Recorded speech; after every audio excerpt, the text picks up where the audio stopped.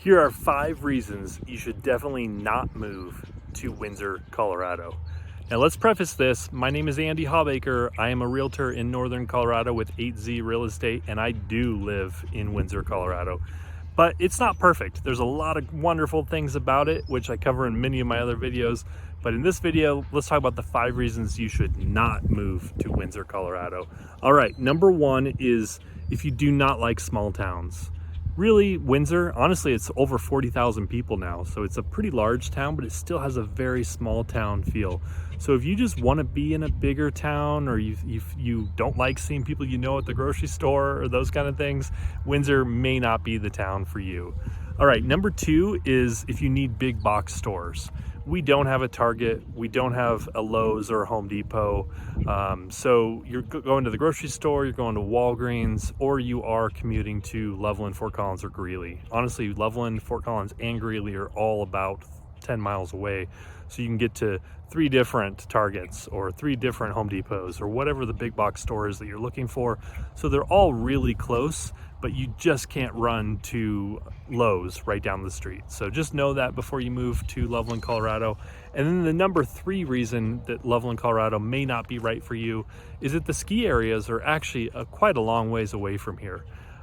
People think about moving to Colorado, you're gonna ski and have all those things going on. Honestly, it's a long ways, and traffic on I-70 is a mess. So you're gonna be looking at 3.5 hours to Steamboat, at least 2.5 to Summit County, which is Keystone and Copper.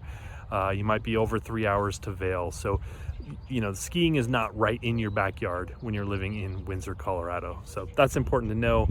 And the 4th reason not to move to Windsor, Colorado is if you like going out at night.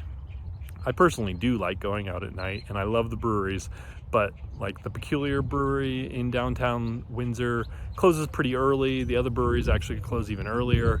And there just isn't, like, there's not really a dive bar. There's not really places to hang out in the evening. So as of right now, Windsor, Colorado doesn't have the nightlife. So if that's so important to you, don't move to Windsor. And the last one is if you want a lot of choices for restaurants. So Windsor has some fantastic restaurants. There's a couple of Mexican restaurants I would recommend.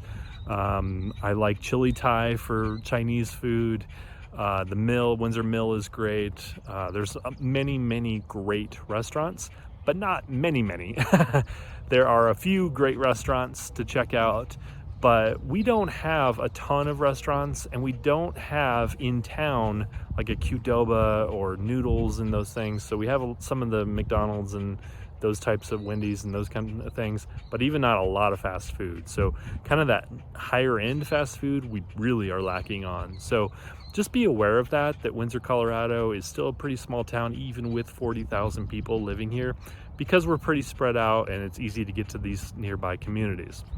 Now, if you're dead set on moving to Windsor, Colorado, give me a call. You know, a lot of these are very small things, and you actually are very close to Fort Collins. You can go out in Fort Collins and you can hit up all the restaurants in these other areas, including Loveland and Greeley too. So if you have any questions about moving to or living in Windsor, Colorado, reach out to me directly on my website, which is andyhawbaker.com. Again, I'm a licensed realtor with 8Z Real Estate in Windsor, Colorado.